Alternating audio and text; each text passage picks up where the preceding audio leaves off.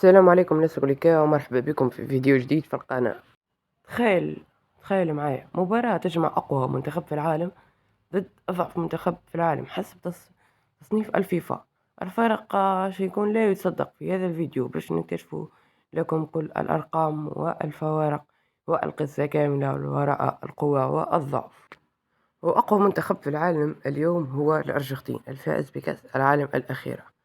يملك أفضل لاعبين محترفين في أوروبا والعالم. خلينا نشوفوا أضعف منتخب في العالم، واللي هو منتخب سان مارينو.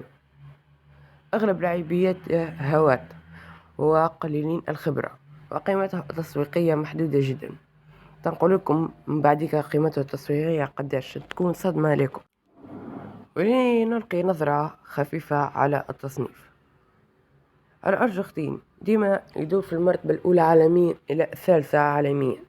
ديما تلقاه هي الأول الثاني الثالث عالميا حسب تصنيف الفيفا.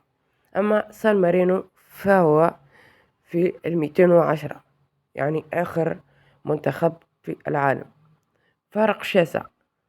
أما مش بس التصنيف، قيمة اللاعبين كذلك. الأرجنتين مليارات الدولارات القيمة التسويقية للفريق، أما سان مارينو 1000 دولار فقط. نعم.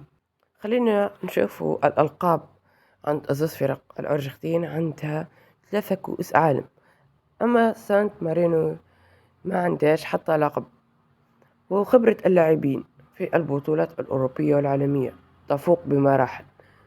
هي الفوارق تجعل اللقاء تخيلي غريب جدا. يعني لو تلعب انت استخيلها فريق جورة الكل يلعب في أفريقيا هوات، أما الأرجنتين كل المحترفين في أوروبا والعالم، وفي أقوى فرق في العالم مثل ميسي مثل ديبالا، يعني لاعبين ذو خبرة قوية جدا خليني نحكي لكم على الأداء.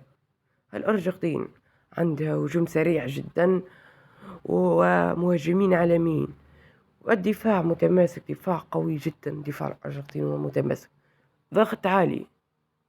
يعني إذا تكون عندك الكرة باش يضغطوا عليك ضغط شديد جدا.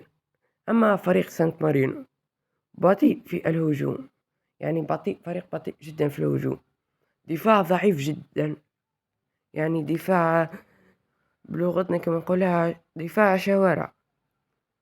تمارينيات خاطئة غالبا، يعني التمريرات غالبا ما توصلش للاعبين أو تتقطع بكل سهولة، ما عندهمش الدقة في الباسات.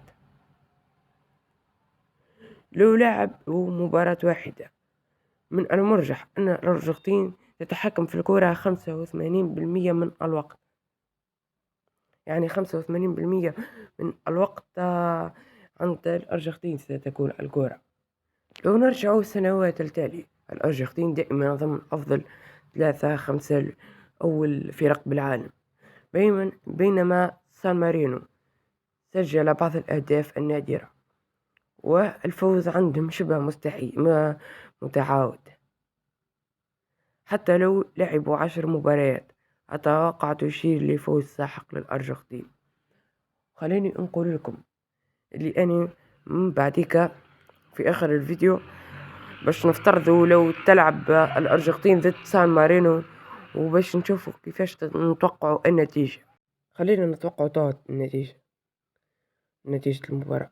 الأرجنتين يسيطر على الكرة، سانت مارينو يحاول الدفاع. الدقيقة 15 أول هدف للأرجنتين. دقيقة 30 2-0. دقيقة 45 3-0. توقع النهائي ربما يكون 10 أو حتى أكثر، أو حتى 15 أو حتى 20، لأن الفارق لا يصدق بين الفريقين. فرق كبير كبير كبير جدا، يعني ستكون نتيجة خيالية، يعني نتيجة حتى حد ما يتوقعها. لأنه الفرق مش فقط في اللاعبين، حتى في التكتيك، اللياقة، التدريب والتحضير النفسي. الأرجنتين محترف بالكامل. سانت مارينو يلعب للهواء، فريق الهوات، يعني يعني اللاعبين غرام فقط للكرة، ليس عمل رئيسي، يعني كغرام فقط يلعبوا فيها. الفرق بين أقوى منتخب وأضعف منتخب في العالم لا يصدق وما ينجم حتى حد يتوقع النتيجة. هذا الفيديو يعطيكم صورة حقيقية عن قوة كرة القدم العالمية. سؤال اليوم: لو لعبوا مباراة حقيقية كم تتوقع النتيجة؟ اكتب النتيجة اللي تتوقعها في التعليقات. وإذا عجبكم الفيديو وتحبوا جزء ثاني نقدر نعمل مقارنة بين أقوى وأضعف منتخب عربي، يعني أضعف منتخب في العرب وأقوى منتخب في العرب.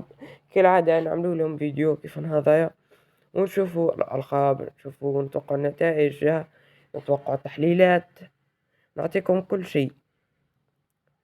ما عليكم كان انتم باش تشتركوا في القناة، تحطوا لايك، تفعلوا الجرس، تبعثوا الفيديو لاصحابكم اذا تحبوا. مقالي طبعا كان نقول لكم كان باي.